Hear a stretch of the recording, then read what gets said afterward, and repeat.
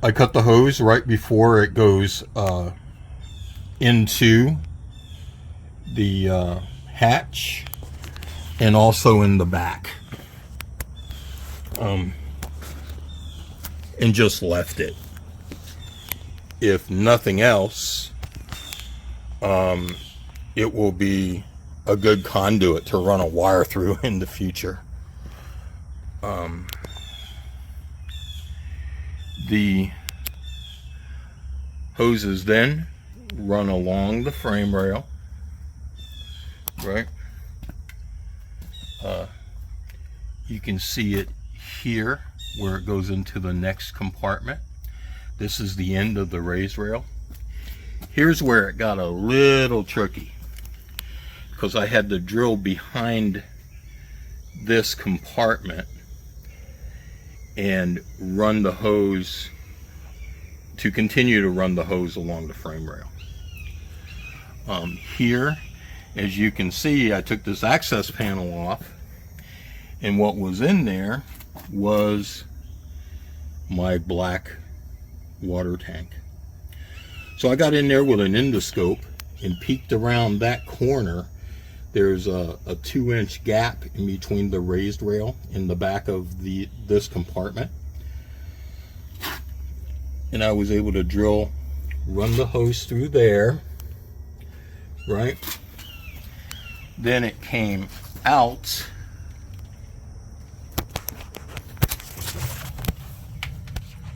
there. I then ran it out, looped it over inside the frame rail again, following the course of the original hose back to the hydraulic pump, which is located just on the other side of that muffler there. Again, it's right to the rear of the starter. Okay.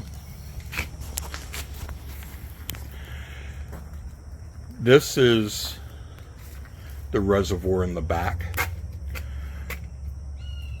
I put 3 gallons in it as soon as I started the motorhome. Within 5 seconds I had power steering. But there was no fluid on the dipstick. So I went out last night after a brief interlude of the thunderstorms, and picked up 2 more gallons of Dextron 3 automatic transmission fluid. So I'll top that off this morning and put everything back together and clean up my mess. The goal of this video, I really hope it helps someone. This was a daunting job when I first looked at it, but in reality it took me about two full days, probably working 6 hours each day. A lot of that time was actually trying to figure out the best way to run it. I think maybe I was a little overkill on the hydraulic hose that I had made up, especially with having it completely abrasion wrapped on the whole 39 feet run. But again, I only plan on doing this job once, and I'm very happy with the way it came out. 39 feet of hose was more than enough. When I started laying it out, I was thinking to myself, why didn't I just get 40? Well, I probably had, with reasonable amount of slack, probably about a foot longer than what I absolutely needed.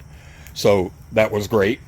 The hose that I bought is, again, a higher PSI, but it's also much more flexible. The hose is made by a company called Flex Trial. I had the hose made up at a company called IMH, Industrial Mobile Hydraulics, off of Lane Avenue in Jacksonville, Florida. Great company if you need hydraulic hoses made or cylinders rebuilt, or RV jacks rebuilt. They probably do that as well. They made the hose while I wait. It took them longer to wrap it than what it did to actually make the hose. They have a machine there that does the spiral wrap. The wrap is a heavy duty plastic, so you know there's no worries concerning abrasion or anything like that. These hatches, or these compartments, when you drill through them, you definitely need a metal bit.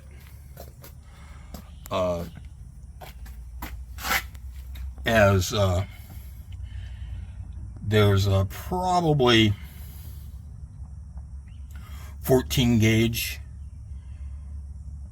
metal that with a 1-inch wooden core that's sandwiched in between, and that's what makes up the actual compartment. Again, I hope this video helps someone. I'm going to go ahead and pick up this huge mess. It always seems like I use every tool in my toolbox when I'm doing a project like this. And as you can see, I got a lot of cleanup to do. So I'm going to finish that up, put it all back together. And again, the goal of this video was to hope it helps someone. This may not be the best way to do it. In my mind, it's probably the only way to do it. Again, access to this inner raised rail is just impossible without major work. So here's just a quick look of the 200-gallon potable water tank that's from rail to rail. And then, of course, forward of that is a 150-gallon diesel fuel tank. So I think this is all tucked away really well. Again, this thick PVC pipe I used, I put hose clamps on both sides so that it will never, you know, back out in either direction. But in reality, I actually had to tap that pipe into the hole with a hammer, so it's a very, very tight fit. Again, let me close out this video with just saying this was a big job, but it is doable with one person. I was offered help by several friends to tackle this project, but really I work better by myself, and I can kind of problem solve a little better, and I appreciate the offer, but of course, but that's kind of a flaw of mine, if you will, right? In my 60 years on this earth, it's not that I'm so antisocial, it's just that I just work better alone. So again, hope this video helps somebody. It did ramble longer than I wanted it to, but good luck. Take care.